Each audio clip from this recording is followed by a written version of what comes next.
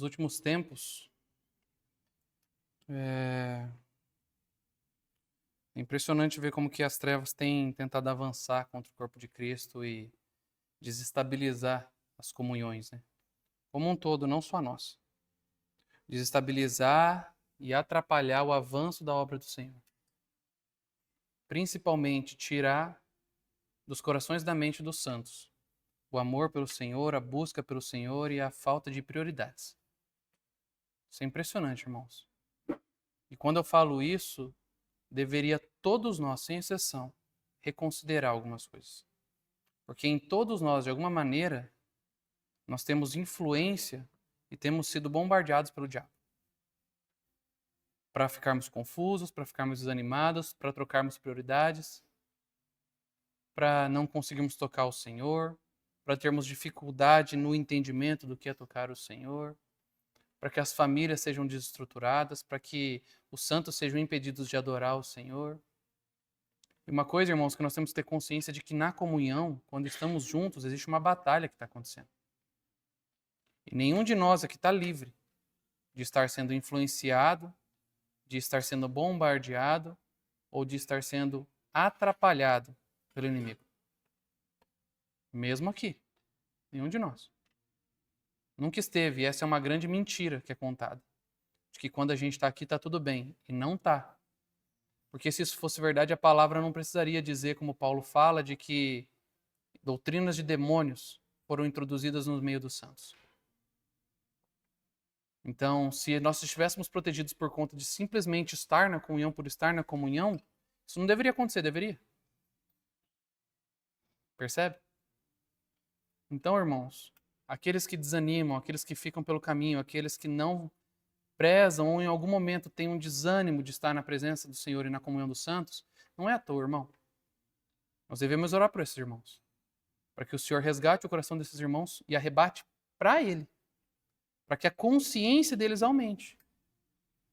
De todos os irmãos. E quando eu falo isso, eu falo dos irmãos que não estão aqui nessa noite. Eu falo dos irmãos que não estão essa noite em todas as suas localidades. Quantos irmãos não estão desanimados, não estão priorizando outras coisas, ou não estão desejosos mais pelo Senhor? E é até oportuno, né? Porque aí fica essa pergunta, né? Fica essa pergunta para nós, irmãos, mesmo na reunião. E se Jesus voltar agora, como que está o meu coração agora, na reunião? Porque eu posso estar na reunião, irmãos, e não ter um coração que está aguardando o Senhor. Ou não.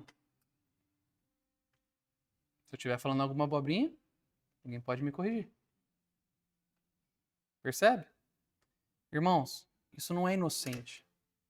Eu quero falar para os irmãos, e o assunto dessa noite é de que não é inocente e não é do nada o desânimo. Não é por um acaso. A nossa paixão e o fogo pelo Senhor, existe um inimigo que anseia e deseja tirar isso da gente. Então, não é somente você que está desanimado, somente você que tem dificuldade. Saiba que tem alguém que está lutando para deixar você desse jeito também. Então a sua batalha não é só contra você mesmo. Não é só contra a sua carne. O seu inimigo é o mundo? É. O seu inimigo é a carne? É. Mas seu inimigo também é o diabo. E todas as hostes malignas dele. Então nós temos que ter consciência disso, irmãos. 1 Coríntios, capítulo 2, versículo 12 a 16. Vamos abrir?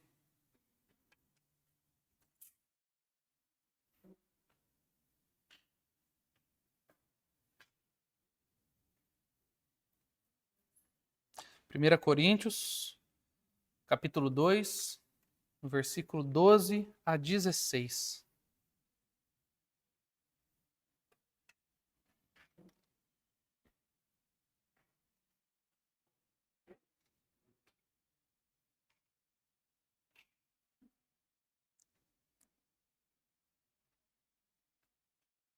O assunto que nós vamos tratar essa noite, irmãos, ele vem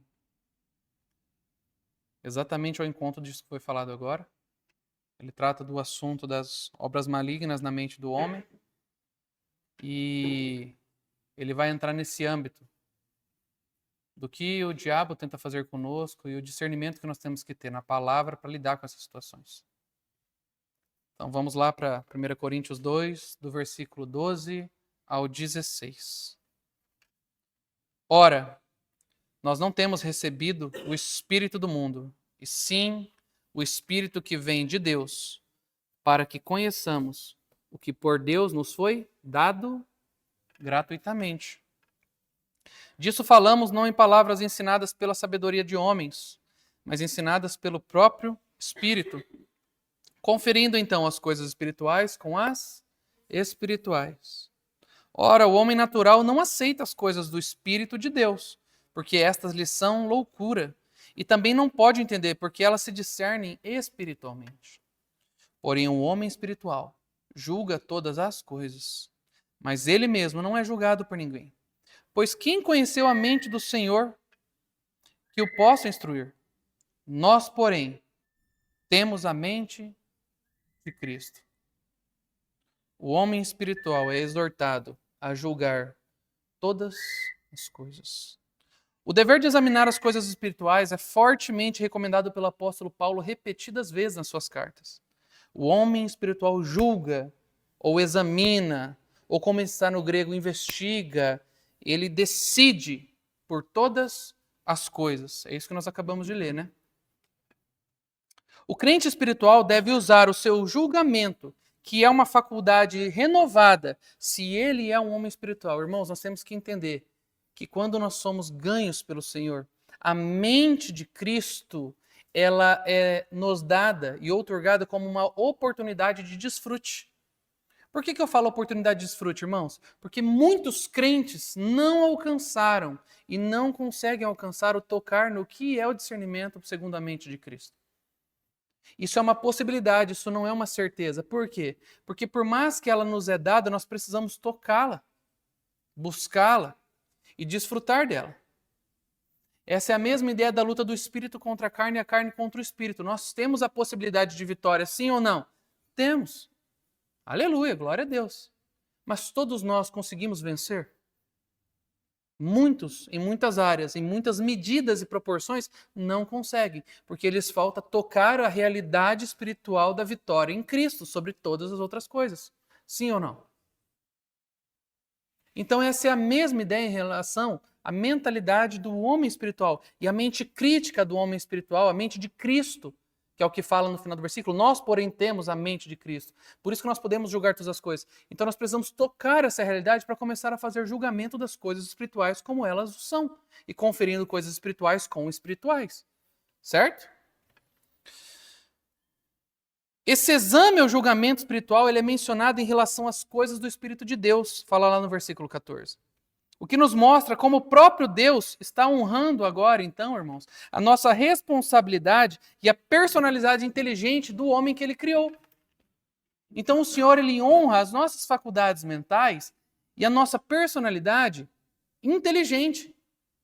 Toda a nossa inteligência e sabedoria, ele honra isso. E ele deposita em nós a mente de Cristo para que, por meio das nossas faculdades mentais, tocando a mente de Cristo, nós passemos agora a discernir as coisas espirituais.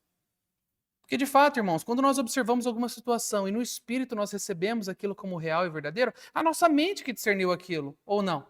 O Espírito, ele lança em nossa mente a luz e a mente digere essa informação e traduz para nós em palavras audíveis. Mas o Espírito, ele procura nas profundezas de Deus a realidade. Ele toca o espírito do irmão, ele toca o espírito do outro. E ele discerne, então, as coisas espirituais. E aí ele nos traz, e a nossa mente, a faculdade mental, o nosso raciocínio nosso, nos traz a clareza sobre aquele assunto no nosso próprio idioma, na nossa própria língua, no nosso próprio pensamento. E isso são as coisas espirituais sendo conferidas com coisas espirituais na nossa mente. Então, irmãos, não é uma mística de que as coisas acontecem num ambiente onde eu não entendo. Sim, irmão, nós entendemos. O Senhor quer nos usar com as nossas faculdades mentais ativas e não passivas. O Senhor espera que usemos daquilo que Ele nos criou para ser. Adão era utilizado naquilo que ele já tinha. Nós precisamos ser usados agora como um novo homem em Cristo naquilo que nós já temos, mas sendo regenerado e salvo pelo Senhor na nossa alma, e essa alma sendo usada para o Senhor. Com tudo que ela tem. O Senhor não nos quer fazer como robôs que são simplesmente levados, mas Ele quer colocar em nós a consciência crítica segundo a palavra de Deus. Percebe? Então ele honra essa personalidade inteligente do homem que ele criou em Cristo, ou seja, da nova criação, do homem espiritual agora, que somos salvos pelo Senhor. Convidando este homem, nós, a julgar e examinar as obras do seu próprio espírito, de modo que até mesmo as coisas do espírito não devem ser recebidas como provenientes do Senhor, sem antes serem examinadas e espiritualmente discernidas como em Deus. A premissa de que não se deve julgar as coisas concernentes a Deus é errada e não condiz então com a palavra de Deus, porque contrariaria o que Paulo está falando. Então, quando o assunto, irmãos, é tudo aquilo que vem do espiritual, é de Deus, isso não é verdade, irmãos. Isso não é verdade. Às vezes a gente olha alguns movimentos, algumas coisas grandes acontecendo, a gente chorando para cá, é coisa acontecendo para lá, é bastante multidão, e é isso, aquilo outro, a gente fala, ai, que lindo, isso é de Deus, ai, glória a Deus pelo que está acontecendo. Negativo, irmãos. Mas negativo 3 vezes. Negativo. Nem tudo, irmãos, que é espiritual é de Deus. Por mais que esteja gerando choro, por mais que esteja gerando grandes movimentos, por mais que esteja gerando algumas mudanças específicas em algumas pessoas, irmãos. Nem tudo o que parece ser espiritual vem do Senhor. E nem tudo que é espiritual. Por que eu falo isso, irmãos? Porque existe um movimento em alguns grupos de irmãos que começam a ganhar um pouco mais de discernimento sobre esses assuntos, a tratar como se todas as coisas que são vistas agora, quando parecem ser grandes movimentos, que alguns falam que aquilo é de Deus, é do Espírito, glória a Deus por aquilo que está acontecendo, e agem como se isso tudo fosse da alma, e não necessariamente também. Existem coisas espirituais acontecendo ali. Não é poder da alma. Muitos milagres, isso é da alma. Não é da alma não, irmãos. É do Espírito também. Mas do Espírito de Deus. Percebe? Então aqui já começam os primeiros cuidados que nós temos que ter com esse assunto, irmãos. Um dos primeiros cuidados. Nem todos os movimentos vêm do Senhor. E eu falo mais para você, irmãos, numa reunião espiritual. Nem tudo que é espiritual está vindo do Senhor. Na nossa comunhão, nem tudo que está sendo falado, nem tudo que está acontecendo, nem tudo que muitas vezes é orado ou movimentado pela palavra dos irmãos, necessariamente vem do Senhor. Por mais bonito que pareça, por mais espiritual que pareça, por mais de Deus que pareça, nem tudo é do Senhor. Vamos seguir. Além disso, o crente não deve apenas discernir ou julgar as coisas do Espírito, ou seja, as coisas relacionadas ao mundo espiritual. Deve julgar também a si mesmo. 1 Coríntios 11, 31, 32 fala, não precisa abrir, porque se nós julgássemos a nós mesmos, não seríamos então julgados. Mas quando julgados, nós somos disciplinados pelo Senhor para não sermos condenados com o mundo. Pois, se nos julgássemos a nós mesmos, e a palavra grega traduzida como julgar significa uma investigação completa, nós não deveríamos necessitar então da disciplina do Senhor para trazer à luz as coisas que em nós mesmos não fizemos passar por essa investigação completa. Então existe uma necessidade, irmãos, de nós julgarmos não somente as coisas concernentes ao Espírito, mas julgarmos a nossa própria vida e as nossas coisas. Porque se nos julgássemos a nós mesmos, como diz a palavra, não seríamos julgados pelo Senhor. Porém, a palavra é uma palavra de ânimo, porque fala assim, porque se o Senhor está nos julgando é para que não sejamos condenados com o mundo. E o julgamento do Senhor sobre nós decreta uma sentença. Porque julgar está atrelado a uma decisão. E essa sentença do Senhor é um juízo sobre a nossa vida para correção, para que não sejamos condenados juntamente com o mundo, em fogo ardente naquele dia. Então isso é uma palavra de misericórdia do Senhor, enviando um juízo dispensacional, temporário sobre as nossas vidas, por meio dos seus vigilantes, para que a gente seja tratado. Enviando juízo de diversas maneiras. Hoje de manhã foi lido em Corinto qual era o tipo de juízo que era enviado a eles por conta do não discernimento da mesa. Fraqueza, debilidades físicas, doenças e para alguns até a morte. Percebe? Então o Senhor tem as maneiras de agir para que não sejamos julgados com o mundo. Isso é pela falta de julgamento de cada um sobre a sua própria vida, não somente sobre as coisas espirituais. Então o homem espiritual precisa discernir, a mente de Cristo precisa começar a transformar a nossa mente ao ponto de que nós comecemos a nos julgar, irmãos. E julgar as decisões que tomamos, julgar as atitudes que temos, julgar o que pensamos, julgar o que sentimos, julgar o que fazemos, julgar como fazemos o que fazemos, Julgar o que decidimos. Percebe? Para começar a julgar e falar se aquelas coisas concernentes ao Espírito de Deus ou são concernentes a outro Espírito. Se são discernidas pelo Senhor como algo de luz ou não. Se aquilo tem a graça de Deus ou não. Se aquilo tem pensamento segundo a mente de Cristo e sentimento segundo o coração do Senhor Jesus ou não. Porque muitas coisas que sentimos não vêm do Senhor e não deveriam estar em nós. Deveríamos rejeitar alguns sentimentos. E rejeitar vários pensamentos. Não só um outro. Mas vamos dar sequência. 1 Coríntios 14, 20 fala: Irmãos, não sejais meninos no juízo. Na malícia, sim, sede crianças. Porém, quanto aos juízos, sejam homens amadurecidos. Escreveu o apóstolo novamente aos Coríntios, quando lhe explicava sobre a obra do Espírito entre eles. O crente deve ser amadurecido no juízo, então, isso é, ser capaz de examinar, de trazer para a prova. Do grego, provar, demonstrar ou examinar. E provar, então, todas as coisas, como fala em 1 Tessalonicenses 5, 21.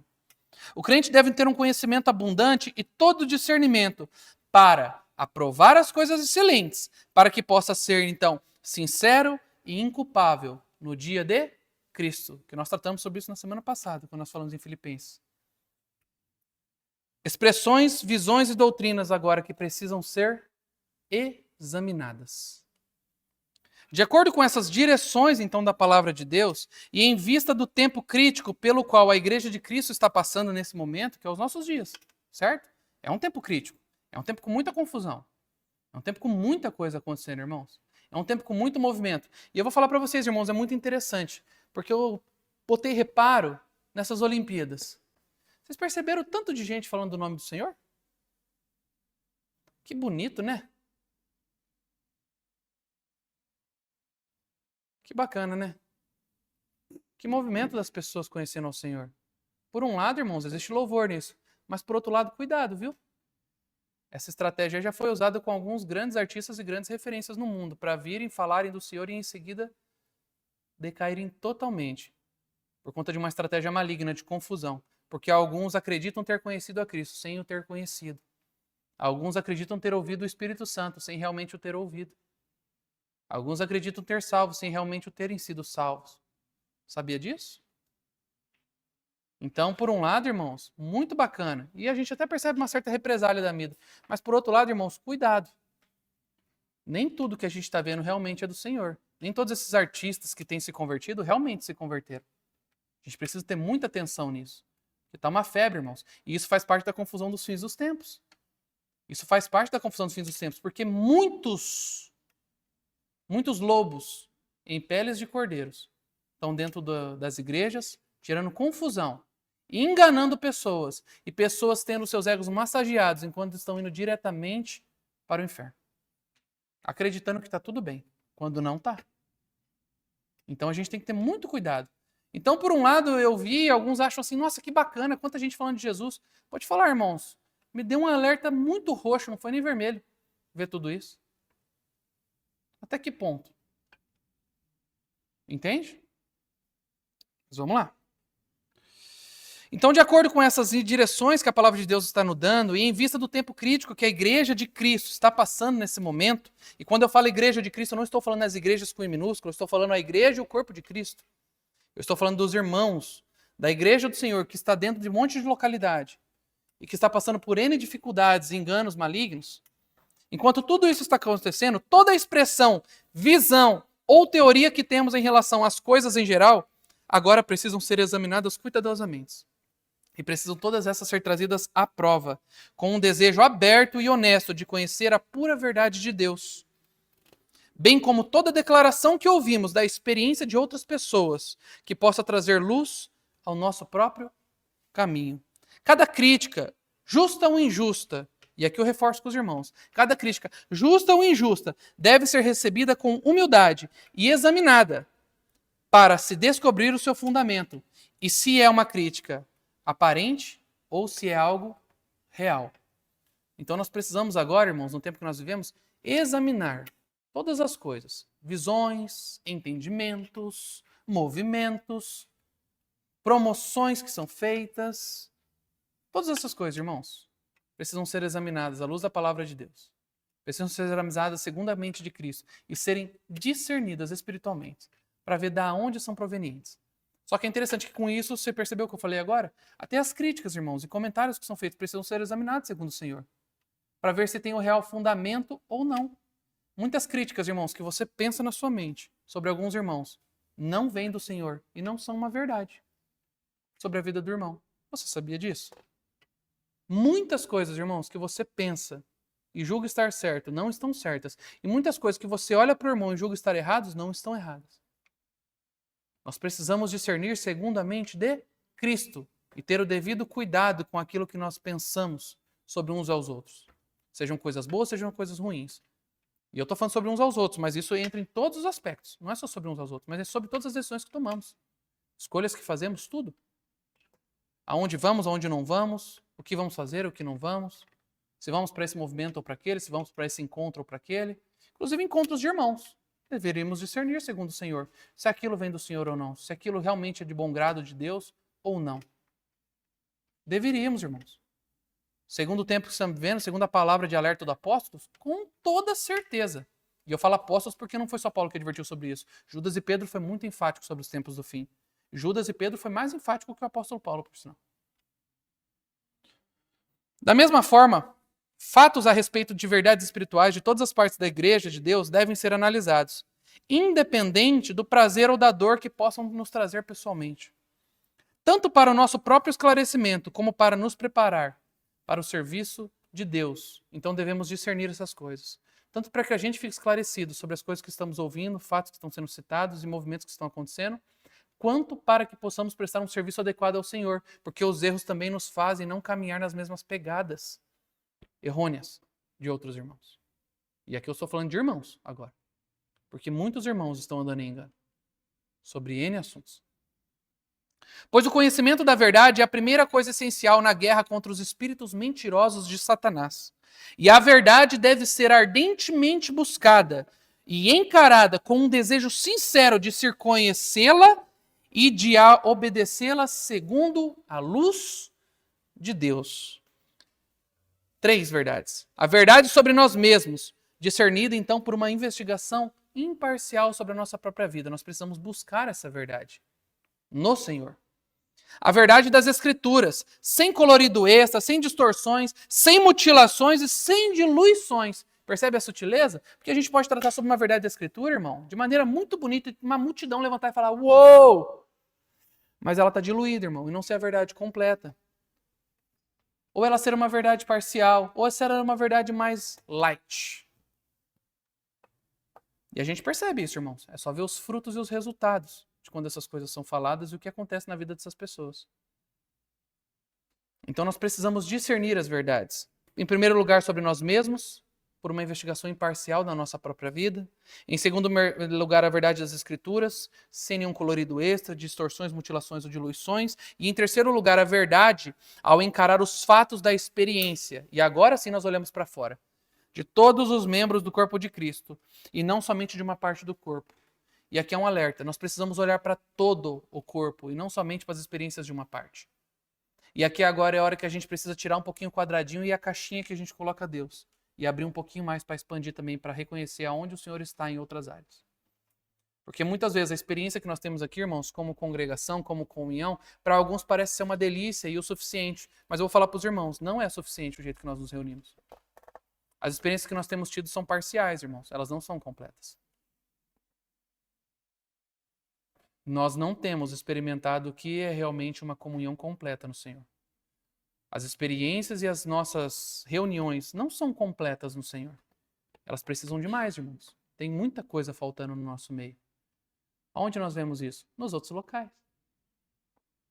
Todas as localidades, irmãos, vão ter debilidades e vão ter aflorimentos. Vão aflorar realidades do Senhor Jesus. Nós temos realidade do Senhor Jesus? Glória a Deus, nós temos. Mas nós temos toda a realidade dele? Negativo, irmãos. Nós temos todo o desfrute do que uma reunião deveria ter com os santos reunidos? Negativo. Mas nós temos desfrute do que uma reunião deve ser. Só que não todo. Por isso nós devemos olhar para fora e começar a julgar agora, no corpo de Cristo, aquilo que nos falta e aquilo que tem que ser ajustado. E aquilo que está errado, e precisa ser corrigido, tanto fora quanto dentro. O lugar da verdade, agora na nossa libertação. Há um princípio fundamental envolvido no poder que a verdade tem para libertar dos enganos do diabo. Qual é? A libertação de haver se crido em mentiras deve se dar por meio de se crer agora na verdade. Então, a libertação de eu ter crido e andado em algumas mentiras só vai se dar se eu começar a crer nas verdades.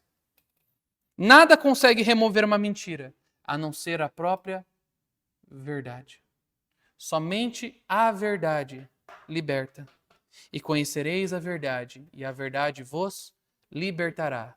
Então nós não nos libertamos da mentira somente por saber que é mentira. Nós nos libertamos da mentira por ser apontados. Nós nos libertamos da mentira quando conhecemos a verdade. É o conhecimento da luz que afasta as trevas. É o ver ao Senhor que faz com que todas as mentiras caiam no nosso coração e na nossa mente. Com que todos os sofismas, mentiras, estratégias malignas que foram levantadas, torres que foram construídas de conhecimentos mentirosos e opiniões erradas sobre o que é o Senhor, o que é do Senhor, precisam cair quando nós conhecemos realmente o Senhor. E todos nós, irmãos, eu inclusive, todos nós, irmãos, ninguém aqui sai. Precisamos disso. E nenhum de nós, irmãos, pode assumir que nós temos todo o conhecimento e que todas as nossas opiniões são corretas. Porque não estão. E isso é um fato. Como eu sei disso? Porque se eu conversasse contigo há 5 anos atrás e conversasse contigo hoje, espero, você não tem as mesmas opiniões. Reforço? Espero. Não deveria, pelo menos, porque o conhecimento do Senhor é progressivo. Você já deveria ter ganhado mais coisas do Senhor. Por isso eu falo, espero. Por quê? Porque eu sei que tem irmãos que são cauterizados. Que a mentira maligna cauteriza e a pessoa é cheia de si mesmo. E isso é orgulho e ego, irmão. E o diabo quer cada vez alimentar mais com você, com as suas opiniões sobre as suas situações. Percebe? Conhecereis a verdade e a verdade vos libertará. João 8,32. Esse texto aplica-se a todos os aspectos da verdade, bem como a verdade em especial a que se referia ao Senhor, quando disse essa palavra plena e cheia de significados. No primeiro estágio da vida cristã, o pecador tem que se conhecer. Tem de conhecer a verdade do Evangelho para que ele possa ser salvo. Sim ou não? Sim. Ele precisa conhecer o que é o Evangelho, o que o Evangelho faz por ele. Ele precisa ter a primeira mensagem de salvação, de misericórdia do Senhor sobre a vida do pecador. De sacrifício que ele fez por cada um. Então, se ele conhece essa verdade, ele é salvo. Quando ele reconhece essa verdade, e ele fala, reconheço o Senhor como meu Senhor e Salvador. Reconheço o sacrifício de Cristo por mim, que eu não chegaria ao Pai se não fosse pelo sacrifício de Cristo, e que somente Jesus Cristo me salva, somente Jesus Cristo me leva aos céus, somente Jesus Cristo me livra da ira do inferno. Aí sim a pessoa é salva, então ela precisa reconhecer essas verdades. Cristo é o Salvador, mas ele salva por meio de instrumentos ou de meios, e não independente desses instrumentos ou meios. Se o crente precisa de liberdade, ele precisa pedir liberdade ao Filho de Deus, porque ele é um instrumento da verdade. Ele é a verdade que liberta. Como o Filho liberta? Por meio do Espírito Santo. E o Espírito Santo liberta pela instrumentalidade, usando as ferramentas da verdade. Ou podemos dizer, em resumo, que a liberdade é o dom, é o presente, é a dádiva de Deus. Algo do Filho que é dado por meio do Espírito Santo, por meio da verdade escritural. Que é quem? O próprio Filho. Então você percebe, irmãos, que já começa a existir uma mística e uma mistura entre aquilo que é a palavra de Deus, aquilo que é a verdade de Deus na palavra, e aquilo que é o Filho sendo visto na palavra, libertando a nós.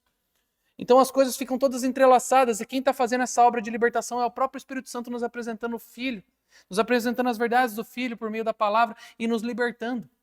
Percebe? Então é a necessidade de ter liberdade encontrando o Filho. E o Filho nos liberta por meio das verdades, irmãos. As verdades sobre nós mesmos, as verdades sobre os próximos, as verdades sobre Ele. O Filho nos liberta dessa maneira, irmãos. Nós precisamos conhecer as verdades que são necessárias a nós. É necessário, irmãos, que o corpo de Cristo, que irmãos, para se tornarem sadios e maduros, aprendam a conhecer as verdades sobre si mesmos, de maneira equilibrada segundo a mente de Cristo. Aprendo a conhecer a verdade sobre o próximo. Aprendo a conhecer a verdade sobre o corpo. E aprendo a conhecer o próprio Filho de Deus para serem libertos. Há 3 estágios de compreensão da verdade. A percepção da verdade pelo entendimento. Segundo estágio, a percepção da verdade para uma utilização própria e uma aplicação pessoal agora. Então, uma hora ela entra na minha mente. O segundo estágio, agora, essa verdade vai sendo assimilada dentro de mim e ela vai gerando frutos e gerando uma aplicação para a minha própria vida. E somente o terceiro estágio é a percepção da verdade para ensino e para testemunho de outros. Toda verdade precisa, em primeiro lugar, operar na minha vida. E quando eu falo operar, não é operar resolvendo os problemas, mas é operar estando em tratamento. Por quê? Porque se a gente entendesse que a verdade precisa operar ao ponto de resolver totalmente, somente quando eu estivesse resolvido no assunto eu poderia tratar, irmãos, então ninguém poderia vir à frente pregar nada. Porque ninguém está totalmente resolvido com as verdades que reconheceu. Mas uma vez que a pessoa permite que essa verdade gere frutos na vida dela, gere salvação na sua alma e gere progresso do evangelho na própria vida dela, aí ela pode ministrar essa verdade aos outros como um testemunho. Porque o testemunho, irmãos, não está atrelado ao que você fala necessariamente. Ele é uma mistura do que você fala, com o que você é, com o que você faz, com o que você decide. Tudo isso é testemunho, irmãos. Então as suas decisões são um testemunho do que você tem de Cristo. Por isso que no começo eu falei aquilo, irmãos. As decisões que nós tomamos sobre amar a comunhão dos santos, sobre estar com o Senhor, sobre amar a vinda do Senhor, sobre se preocupar no nosso dia a dia com o testemunho do Senhor. Não de falar do Senhor para os outros, irmãos. Falar do Senhor para os outros é fácil, irmão. Tanta hipocrisia falar do Senhor para os outros. Tanta hipocrisia, irmãos. Eu escuto umas histórias que o Léo, o Marcelo, o Zé conta lá, que misericórdia, uma hipocrisia em cima de hipocrisia. De gente falando coisa do Senhor lá na empresa e é tudo mentira. Tudo loucura. Simpatização com Bíblia. Engano maligno. Pessoa indo para o inferno achando que está tudo certo porque está falando da Bíblia. Balança a cabeça não, irmão, que você pode ser você também. Você pode ser eu também. Quantas vezes a gente não faz isso? Quer falar do Senhor para os outros, mas na verdade na nossa própria vida a gente é uma mentira. E a gente não lidou ainda com aquele assunto. Mas a gente está pulando para o estágio 3, quando o estágio 2 ainda não fez coisa nossa. Não fez obra. O estágio 2 ainda não fez efeito na nossa vida. Que é uma aplicação pessoal da verdade. Percebe? A verdade que aparentemente não foi apreendida pode ficar somente na mente. Mas glória a Deus. Por quê? Porque na hora da necessidade, emergir de repente na experiência. Então, às vezes, na hora que a gente precisa, irmãos, a gente escuta a verdade. Igual essa noite, você pode estar ouvindo a verdade e falando, glória a Deus, amém por isso. Mas ela pode não estar fazendo efeito agora. Mas na hora que surgir uma necessidade, ela pode começar a vir fazer efeito na sua vida. E na hora que ela fizer efeito na sua vida, por meio da experiência, ela vai se tornar clara para a mente que está num estado de demência. Então a nossa mente dormindo, demente, sem ação das faculdades espirituais, produzindo vida por meio daquela verdade que foi recebida, é necessário que o Senhor coloque em nós situações que façam com que essa verdade seja experimentada. E na hora que eu experimento ela acorda a minha mente e começa a gerar, então, frutos espirituais na minha vida. E começa a ser aplicada dentro de mim aquela verdade. E o Senhor proporciona isso. Muitas vezes o diabo, nas suas artimanhas malignas, vai tentar te destruir. E tentando te destruir, ele dá espaço para que as verdades que estavam adormecidas acordem na sua mente. E ele encontra derrota nos avanços na sua vida. Porque a verdade do Senhor lhe faz emergir, irmão, no meio do sofrimento, no meio daquela loucura toda que o inimigo te coloca. Porque muitas coisas que acontecem contigo não vêm do Senhor, irmãos. Muitas coisas que acontecem contigo vêm de Satanás tentando te destruir. Vem do Senhor soltando e falando assim, pode agir. E aí quando o diabo vem e age, se você tem as verdades já dentro da sua mente, mas estavam adormecidas, essas verdades podem descer ao seu coração e gerar uma experiência pessoal em você. E ali, o Senhor encontra louvor e glória, como encontrou em Jó, no meio de toda aquela situação que o diabo estava tentando destruir na vida dele. Isso pode acontecer com cada um de nós. E em regra é o jeito que acontece, irmãos. Em regra é o jeito que acontece, por conta do nosso endurecimento a ouvir a verdade do Senhor e não aplicá-la. É somente por meio da aplicação e da assimilação contínua da verdade, na experiência, que ela se torna clara para a nossa mente. E conforme ela vai sendo aplicada, vai sendo assimilada por nós, então nós vamos nos tornando hábeis, irmãos, e aptos para poder ministrar essas verdades aos irmãos. Para ministrar essa verdade uns aos outros em forma de vida. Percebe? A grande necessidade de todos os crentes é em buscar ardentemente a verdade para a sua libertação progressiva de todas as mentiras de Satanás. Pois apenas o conhecimento e a verdade podem nos dar vitória sobre os enganos e as mentiras do diabo. Se os ouvintes da verdade resistirem a ela ou se rebelarem contra a verdade, isso pode ser deixado sob os cuidados do Espírito Santo da verdade. Isso quer dizer o quê, irmãos? Que mesmo em caso de resistência à verdade, quando ela é ministrada, ela, pelo menos atingindo a mente, em algum momento o Espírito Santo da verdade pode fazer ela abrochar. Pode fazer ela aparecer. Pode fazer ela frutificar. Pode fazer ela florescer na mente. Porque muitas vezes, irmãos, alguma verdade vai ser ministrada e você vai perceber uma dureza. Você vai perceber uma certa dificuldade daquela verdade que está sendo acolhida pelo irmão. Mas glória a Deus, porque existe o Espírito da verdade que está conosco e está nos observando. O Espírito Santo de Deus está nos vendo. E Ele é aquele que no tempo certo, irmãos, para aqueles que endureceram os seus corações, vai rasgar o coração e vai colocar essa verdade. Porém, existe a possibilidade, irmãos, disso não acontecer. Mas se isso não acontece, irmãos, presta bem atenção no que eu vou falar. Se você não acolher, irmão, se você não acolher, não se espante com fraquezas, doenças e ser levado. Porque o Senhor faz isso para que você não seja condenado com o mundo. Então, irmãos, quando você escuta uma verdade, preste bem atenção e procure acolher essa verdade. Sabe o que é espantoso, irmão? Se você olhar para trás, você vai ver quantos domingos nós já não tivemos de reuniões, quantas quintas-feiras. E 99% delas você não lembra nem o que foi falado. E isso é perigoso. Porque você não lembra por quê? Aquilo já foi trabalhado na sua vida? Ou você não lembra porque, de fato, só foi mais uma reunião de domingo? Onde eu tomei banho ou não? Onde eu saí correndo de casa ou não? Onde eu vim para a reunião ou não? Onde eu cheguei atrasado ou não? E vim para a reunião. Para estar aqui, né? Porque, afinal de contas, falaram que agora vai ter 2 por domingo, não é mais só uma. Ou aquela que você escolheu vir, porque, afinal de contas, 2 é muito. Então vamos escolher uma delas para a gente vir? 2 é difícil. Lembra que as nossas escolhas denunciam muito sobre o nosso coração. As nossas escolhas denunciam muito sobre o avanço das trevas na nossa mente e no nosso coração ou não. Porque as trevas têm tentado avançar contra o corpo de Cristo. E elas estão avançando e tentando avançar na vida dos nossos e dos nossos. Se os ouvintes então resistem a essa verdade, fica tranquilo, irmão, porque o Espírito Santo resolve esse problema. Só que é perigoso esse caminho quando o Espírito Santo toca. Porque o Espírito Santo ele vai tentar com graça, com amor, fazer com que isso frutifique. Mas se ele encontrar dureza e resistência, alguns obstinados vão sofrer. Porque o Senhor nos ama, Ele disciplina. Porque Ele nos ama. Porque Ele não quer que nenhum se perca. E se Ele entender que a gente vai se perder, irmão, de maneira abrupta, Ele vai intervir. Mas não tenha dúvida, irmão. A palavra é muito clara sobre isso. Ele vai intervir na nossa vida. Olha o cuidado que nós temos que ter, irmão.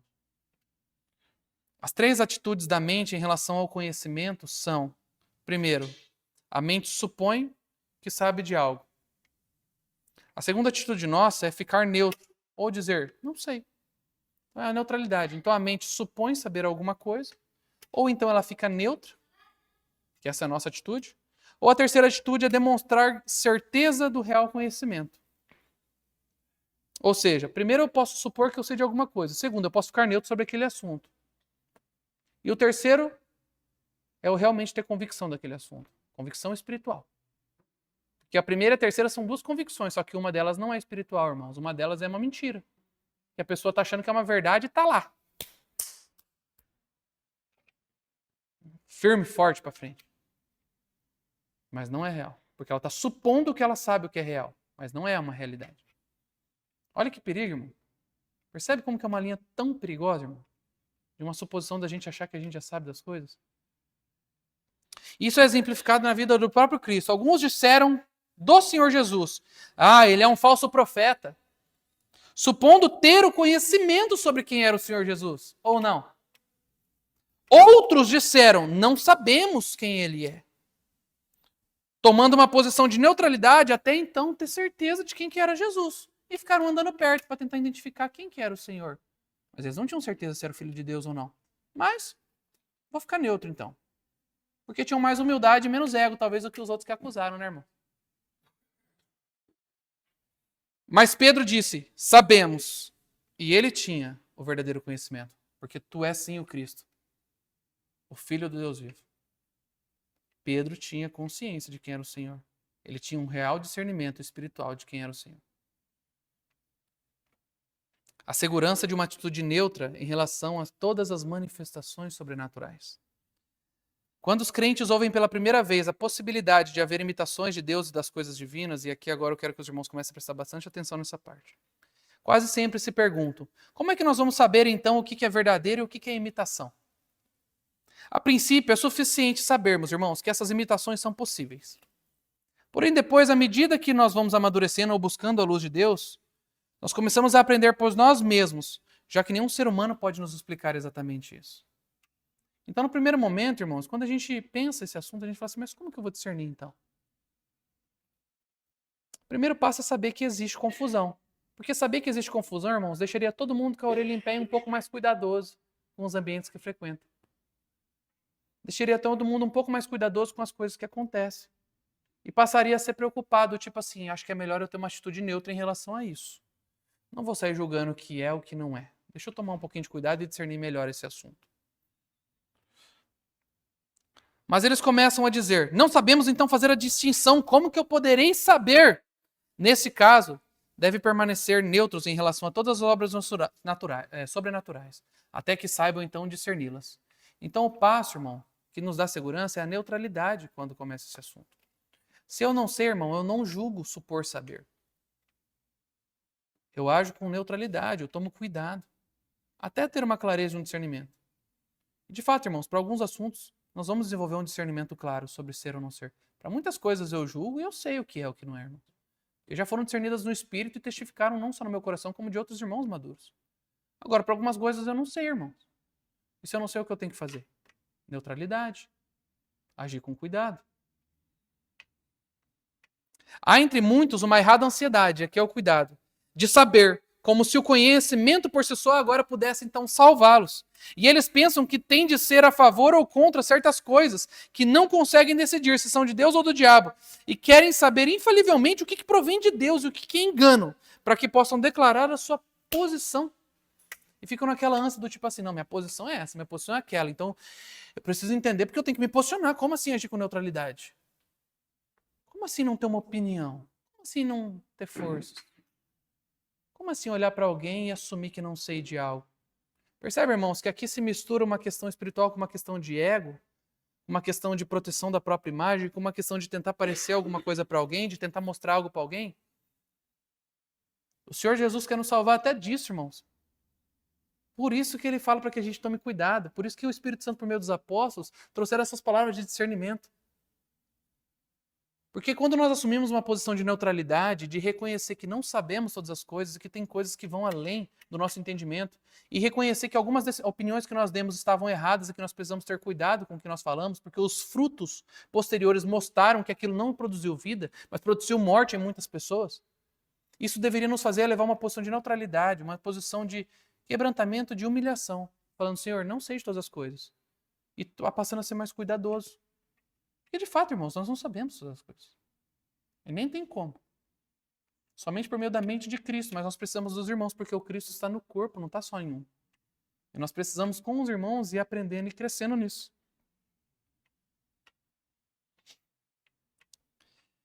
Mas os crentes podem tomar a atitude de ir a favor ou contra, sem saber ainda se as coisas sobre as quais têm dúvidas são divinas ou satânicas. E, aqui eu friso, portanto, manter a sabedoria e a segurança da posição neutra em relação a essas coisas, até que, de uma forma que não pode ser completamente explicada, saibam o que queriam entender sobre aquele assunto, é uma melhor posição, é uma posição segura e sábia.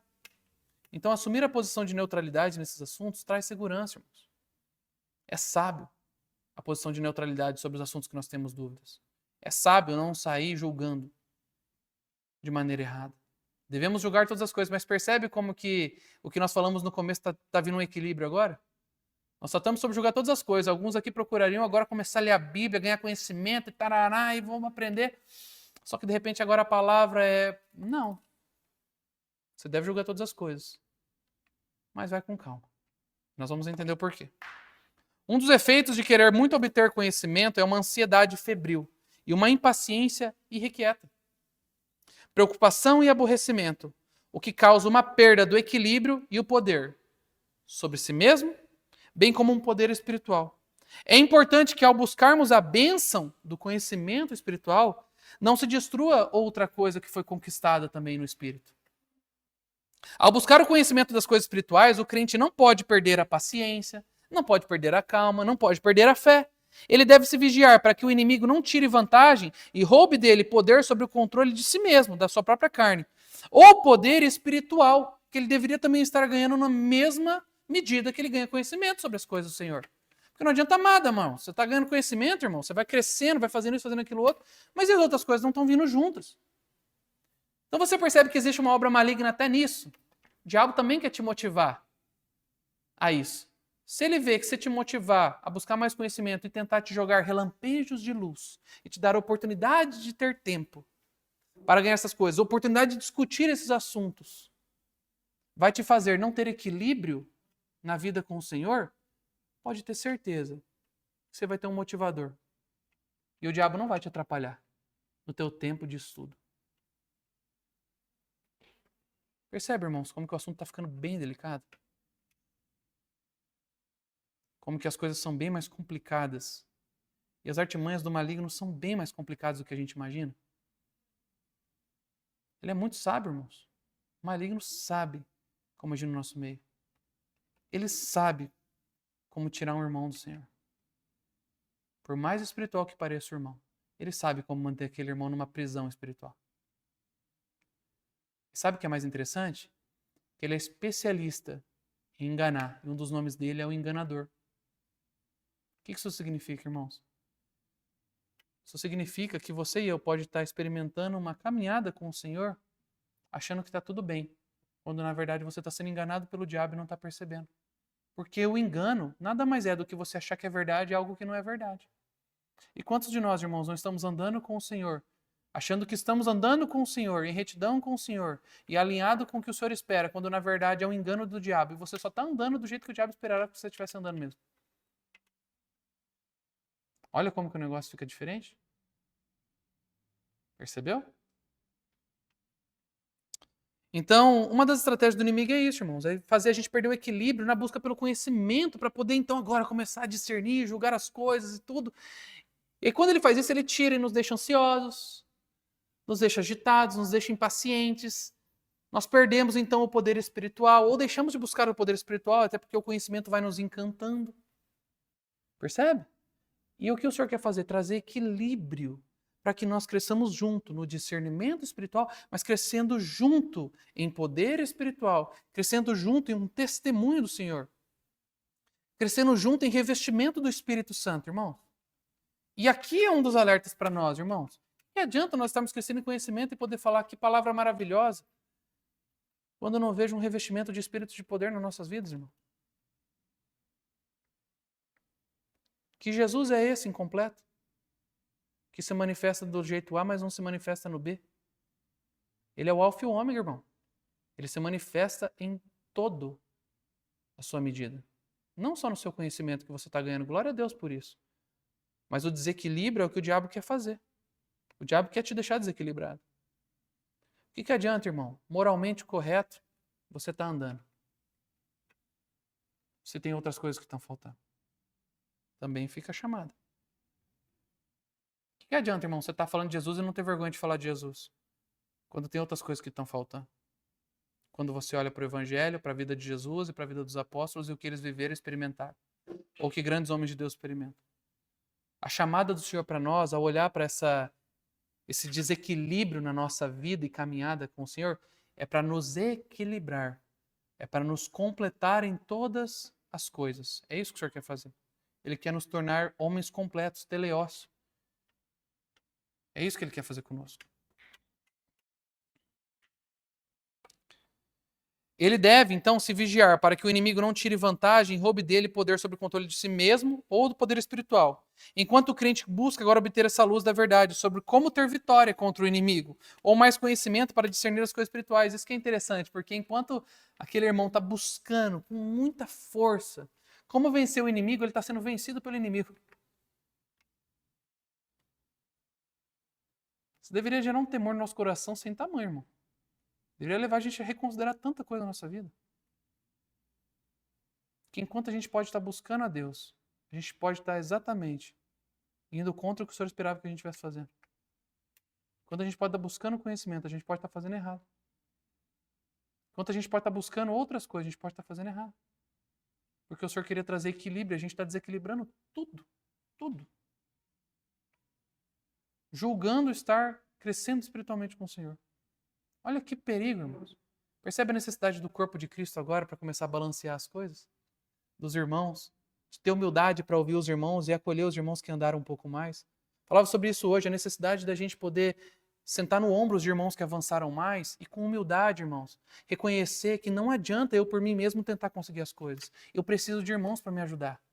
Porque esses irmãos que avançaram vão ter coisas do Senhor e graça do Senhor. Isso que eu estou falando, irmãos, não é de mim. Isso aqui é outro irmão que tratou sobre esse assunto. Eu estou tratando com os irmãos o assunto de outro irmão. Mas isso aqui é luz e graça para a nossa comunidade. Não poderia julgar, abrir a Bíblia, vir aqui para vocês e falar assim, entendi isso aqui de Deus. Quando tem irmãos que andaram mais e que podem trazer discernimento para nós também. Então nós precisamos ter equilíbrio de reconhecer que nós precisamos de conhecer ao Senhor Jesus de maneira pessoal, mas que nós precisamos dos irmãos que andaram mais também para nos ajudar, para que a gente não entre em engano.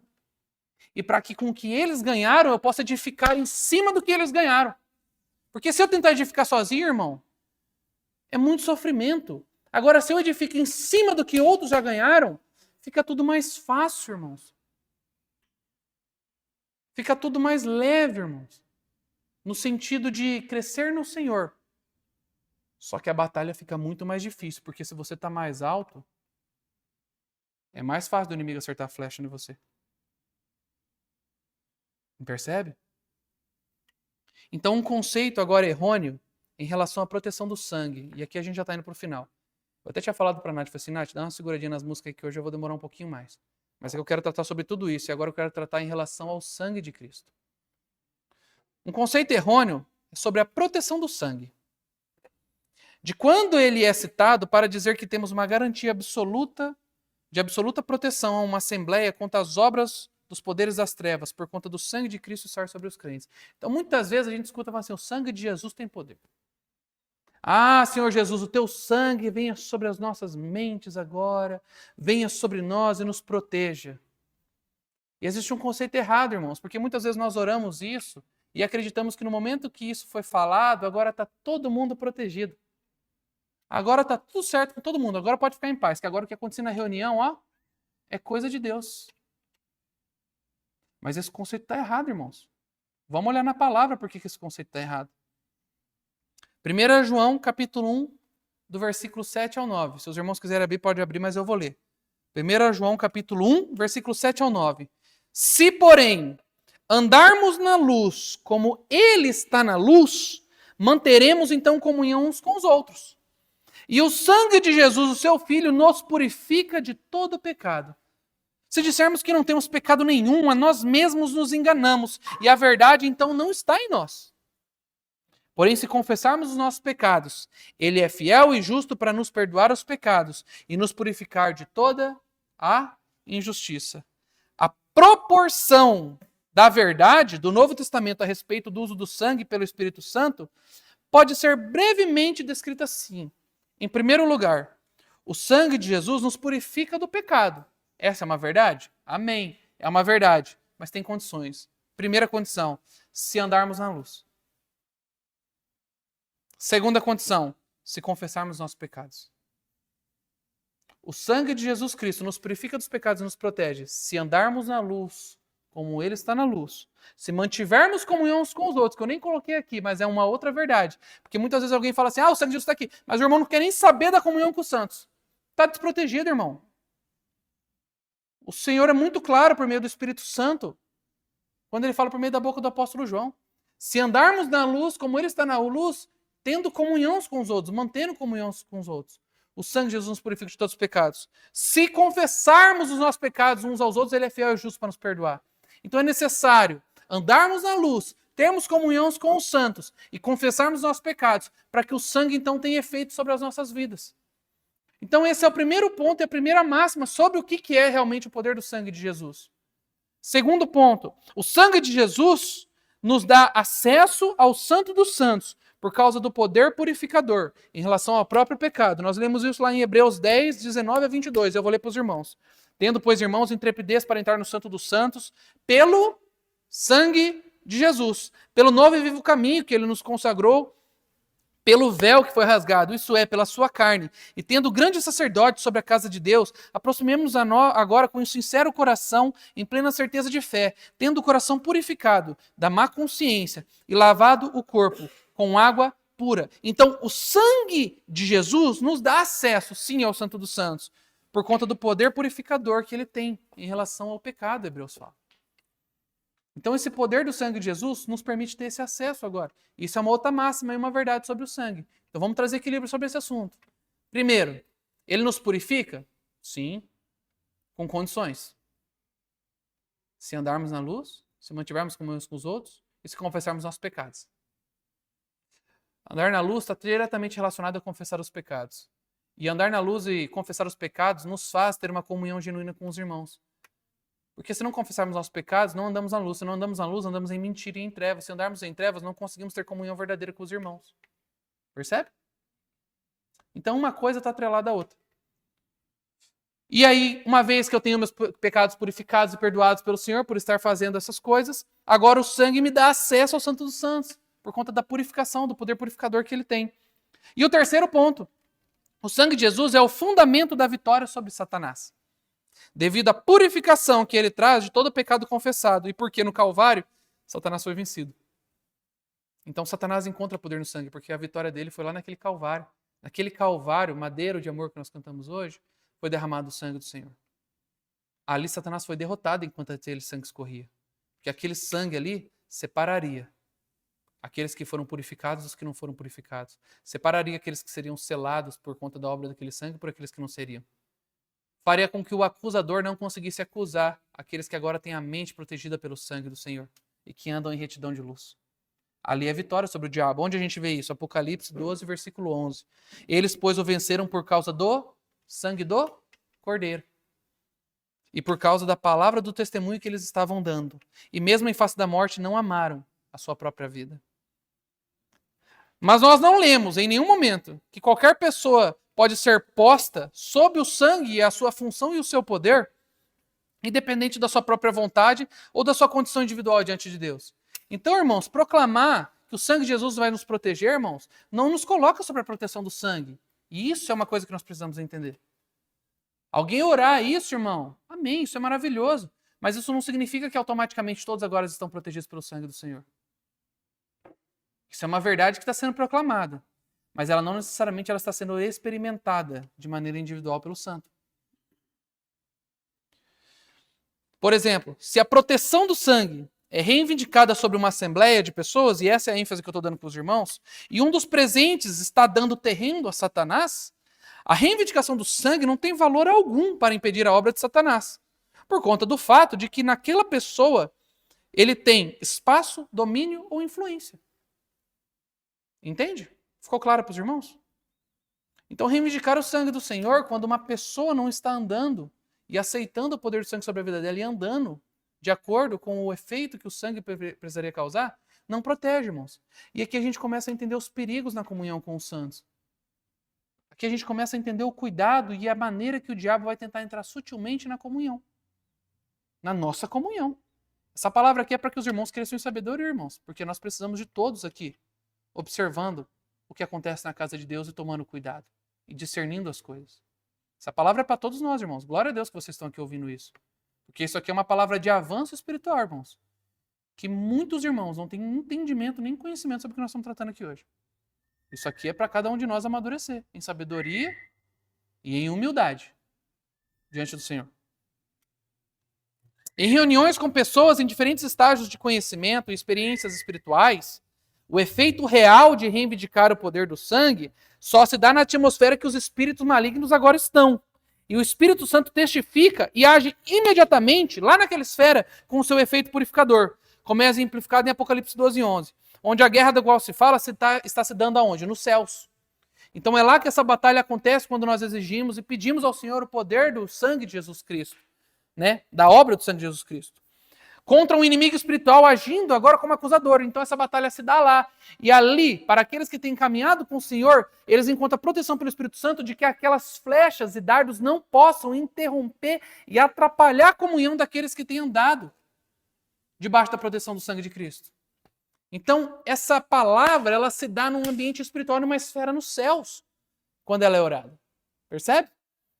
Ou seja, a atmosfera de ação do sangue se dá nas esferas espirituais, protegendo as consciências daqueles que têm vivido debaixo do poder do sangue, onde o inimigo, nas regiões espirituais, é impedido de agir sobre estes, mas não sobre todos. E muito menos a sua ação é totalmente cessada por conta das falas que reivindicam o poder do sangue. Então a ação do inimigo não é cessada somente porque alguém orou isso, irmão. A ação do inimigo, ela não é cessada porque alguém orou e falou: Senhor, guarda nossas mentes. Eu oro isso, irmãos. Eu sempre tenho orado isso. Para o Senhor guardar as nossas mentes, por nos livrar do mal. Amém, eu oro isso, irmãos. Mas eu oro isso e eu tenho consciência, irmãos, de que por mais que o Senhor possa fazer a sua obra, o diabo pode encontrar espaço na vida de irmãos aqui. E eu preciso estar observando e cuidando desses detalhes. E outros irmãos precisam estar atentos a esses detalhes. Porque eu sei que o diabo pode se manifestar de maneiras muito espirituais que alguns se impressionariam, mas que não vão estar vindo do Senhor. E é onde a gente tem que ter o discernimento espiritual para entender o que está acontecendo na reunião. O que está havendo e como lidar com isso de maneira sábia. Um conceito errôneo, portanto, sobre o poder protetor do sangue é muito sério. Então, entender errado esse assunto do sangue, irmãos, é muito grave. E grande parte dos santos entende errado isso. Mas grande parte, irmão, grande maioria, entende muito errado esse assunto do sangue. Muito errado, irmão. A esfera de atuação do sangue. Olha lá, tem uma experiência ruim, tem uma experiência com um demônio, uma experiência sobrenatural. Ai, o sangue de Jesus tem poder. Irmão, não faz diferença nenhuma você falar isso para aquela situação. Você entende? Esse jargão crente não condiz com o que a palavra fala sobre esse assunto. Nós lemos os textos que tratam sobre o sangue do Senhor. Algum deles falou isso, irmão? Não. Então esse conceito errôneo sobre o poder protetor do sangue é muito sério. Pois aqueles que estão presentes em uma reunião em que tanto Satanás quanto Deus estão agindo e estão em batalha. Porque sim, irmãos, quando nós nos reunimos, os dois estão em batalha. Os anjos do Senhor e os anjos do inimigo estão em batalha, ou você acha que não? Ou você acha que o diabo não está ao derredor, rugindo, lançando dardos, tentando entrar no meio da comunhão, atrapalhar? Claro que está, irmão. Essa batalha acontece todas as vezes que nós nos reunimos como corpo. Todas as vezes que nós nos reunimos. Que o nome do Senhor Jesus é levantado, irmão, todas as vezes uma batalha começa a acontecer. Todas as vezes. Está acontecendo uma batalha. Então, em uma reunião onde nós estamos presentes, tanto Satanás como Deus estão agindo, podem crer, então, que estão sendo pessoalmente protegidos contra as obras de Satanás, por conta de um entendimento errado do assunto do sangue. Independente da sua condição individual e da sua vida com Deus. Enquanto, por meio do motivo que deram ao adversário, e esse motivo, muitas vezes, nem sabem que deram, e aqui é mais uma vez para nos tornar um pouquinho mais humildes, porque muitas vezes, irmãos, nós abrimos brechas que nós não sabemos que nós abrimos para o inimigo. Muitas vezes a gente tem consciência, tá, irmão? Isso é vergonha isso mesmo. A gente sabe que a gente pisou na bola, a gente sabe onde a gente está errando com o Senhor. Mas algumas vezes a gente não deu brecha, irmão. A gente deu brecha, quer dizer, mas a gente não sabe aonde. Isso deveria nos tornar mais humildes, irmãos. Toda essa palavra deveria gerar em nós um coração de humildade. Não de, é isso aí, mas é tipo assim, misericórdia, é isso aí, Senhor. Meu Deus do céu, Senhor, tem misericórdia da minha vida. Como eu preciso da graça do Senhor. Como eu preciso do Senhor para me ajudar a entender essas coisas. Como eu preciso do Senhor para me ajudar na caminhada. Como eu posso estar confundido, Senhor. Misericórdia da minha vida, Senhor. Isso deveria gerar isso em nós, irmãos. Porque muitas vezes nós podemos dar brechas, irmãos, sem saber que a gente está dando brecha. E assim a gente se mantém aberto e se entrega, abertinho, para o poder maligno na nossa vida. No meio da comunhão dos santos, irmãos. Aqui se deve o cuidado e a necessidade de discernir a direção do Senhor com o que acontece na Assembleia. E aqui, irmãos, é o que nós temos de ter de cuidado para entender qual é a direção que o Senhor quer dar para a comunhão dos santos. Qual é a direção que o Senhor quer dar para a reunião? O que o Senhor quer falar conosco? Como o Senhor quer fazer isso? A necessidade de não desvirtuar, irmão, o que o Senhor tem feito.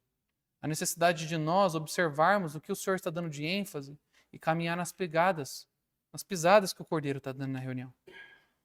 A necessidade, irmãos, a gente estar atento para não colocar nada mais em cima do que o Senhor já falou.